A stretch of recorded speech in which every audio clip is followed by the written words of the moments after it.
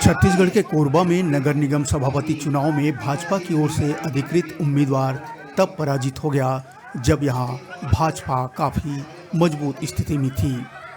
संगठन को दरकिनार कर भाजपा के ही एक प्रत्याशी ने बगावत की और फॉर्म भर दिया।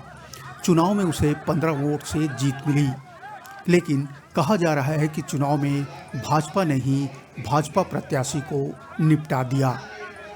बता दें कि 11 फरवरी को नगर निगम कोरबा में चुनाव हुए थे, जिसके परिणाम 15 फरवरी को घोषित हुए।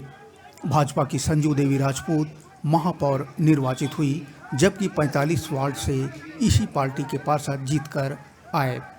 इसे कहा जा रहा था कि सभापति चुनाव में भाजपा के उम्मीदवार को बड़ी आसानी से जीत मिल जाएगी।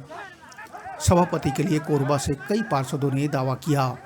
पर्यवेक्षक से लेकर मंदिरों तक बात पहुंची, फिर भी सहमति नहीं बन सकी। पार्टी कार्यालय दीनदयाल कुंज में काफ़ी मशक्कत के बाद भाजपा संगठन ने पूर्व नेता प्रतिपक्ष हितानंद अग्रवाल को प्रत्याशी घोषित कर दिया।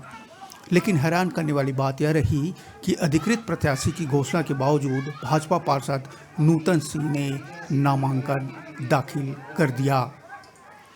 अजीत वसंत के द्वारा औपचारिकताओं के साथ मतदान की प्रक्रिया कराई गई। वोट की गिनती हुई तो हर कोई चौंक उठा। भाजपा के घोषित प्रत्याशी हितानंद अग्रवाल को महज 18 वोट मिले, जबकि नूतन को 33 वोट प्राप्त हुए और वे विजयी हुए। जीत का अंतर महज 15 वोट का रहा।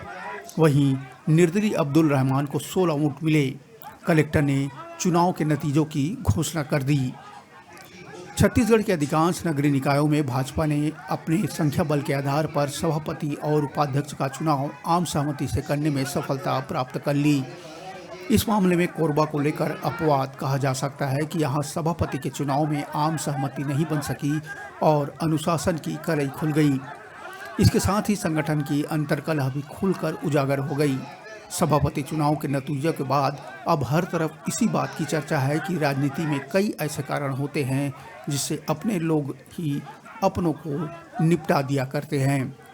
अब कहा जा रहा है कि कोरबा से जुड़ा यह मामला प्रदेश के साथ साथ केंद्र तक जरूर पहुंचेगा, क्योंकि अनुशासन की डोर तो वहां से ही बंधी हुई है।